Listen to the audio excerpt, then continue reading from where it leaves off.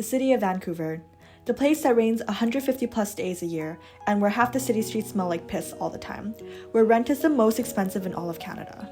Yet I, like many others, fall for the trap of a big city aesthetic and really pretty nature hikes that I low-key cannot do. In my last 2.5 years here, I've had the pleasure of living in 3 very beautiful apartments and student housing.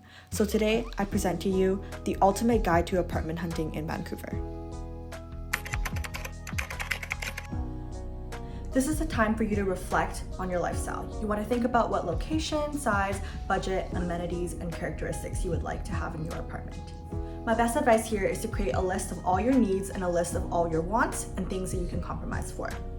This is really important because in Vancouver, the market can be really competitive and you will likely have to compromise in certain areas in order to get an apartment. It's also very important to be realistic here because the average rent in Vancouver is not over $2,000 for no reason. So a lot of the nicer things like an in-unit washer and dryer, parking, and maybe even the location might have to be compromised.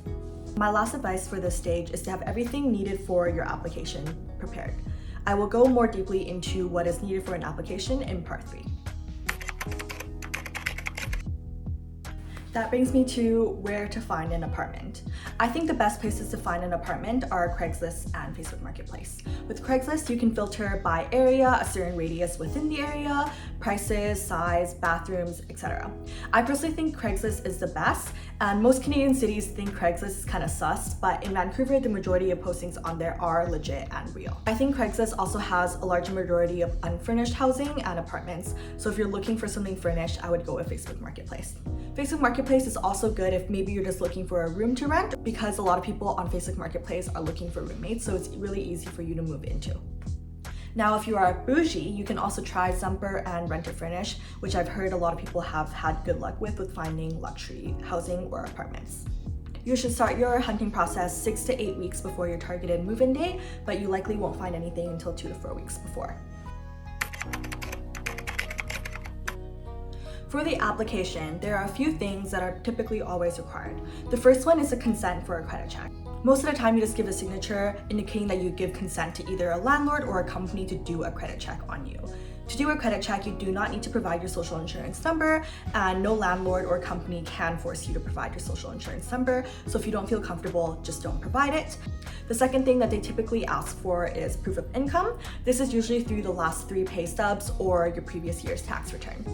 The last thing is references. Some places will require a previous landlord's reference, but most of the time you can provide personal references such as an employer, friends, or family. The last thing that I think you should have prepared as you're submitting your application is your security and pet deposit if you have pets. Your security deposit can only be a maximum of half months of rent. And a tip I have for the application is that you should apply as soon as you see the place, or even submit an application before you view it, just because it can be really competitive and the market goes really fast. So within 1 to 2 days, you will typically know whether you get the apartment or not. Something else to also know is that you should be applying to multiple places because the market is so competitive. So even if you really want one and you found your top choice, apply to as many as you view and like. So because the market is so competitive, people can often become desperate for housing, and that makes a great breeding ground for scammers. How do you know if a posting is actually legit or if it's a scam? For starters, there is no application fee. So if anybody tries to charge you an application fee, it is likely a scam. You also shouldn't pay anything without actually viewing the place or signing the lease. Only pay your security deposit when you actually sign the lease. Another thing to note for scams is that people will try to put postings really low prices. Just remember that landlords and companies are out here to make money unless they're offering social housing. So it's probably a scam if the price looks really good and the place looks really nice. This part is my advice to students or newcomers to Canada. The majority of students and newcomers probably won't have current employment, so what you do in this case is you can find a guarantor. A guarantor is essentially somebody who either signs the lease for you or guarantees that if you don't pay your rent, they'll pay your rent for you. And in this case, the company or landlord will run a credit check on them and they would provide their proof of income. So let's say that you are a student and your family doesn't have a very good credit score, also doesn't have very good employment. What you can do is if you can find a roommate whose parents are willing to guarantee, then that would still work. But obviously that would only work if the roommate really trusts you and you're able to get a place. Something else you can also do is you can ask if you can provide a proof of savings, either of investments or bank statements or savings account. to show that you will have enough funds to actually pay your rent. And then the last piece of advice, which I don't really recommend, but if you really have to, is you can offer to pay a few months upfront. I would say around 1 to 3 months should be good, but this one I don't have too much experience in because I've never done it in a way where I paid rent upfront. The last piece of advice I have in this section is that if you guys are looking for housing close to campus that is relatively cheap, try to find roommates on Facebook Marketplace or find rooms to rent on Facebook Marketplace, as those places are often less strict with the formal rules, and it's also easier to get cheaper rent, especially if it's already an existing lease, because leases are currently rent controlled to 2% increases per year. So if you're taking over somebody's lease or moving into a lease that's already existing, it'll be a lot cheaper than most of the market rates.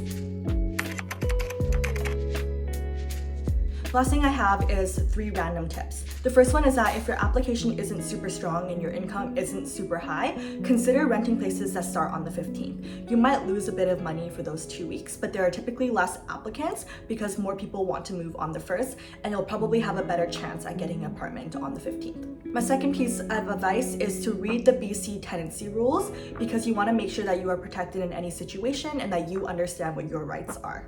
This is especially true when it comes to things like repairs, damages, and deposits. Last piece of advice I have is to be really careful with an inspection. Once you secure an apartment, your landlord and you will do an inspection together of the place to take note of any current damages and all the appliances in the current condition.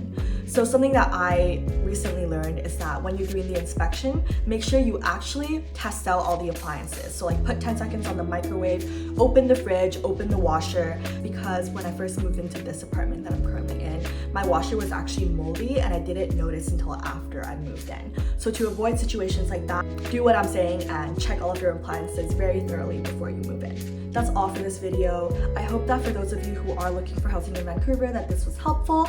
If you have any questions, feel free to leave a comment. Thank you guys for watching, and I'll see you next time.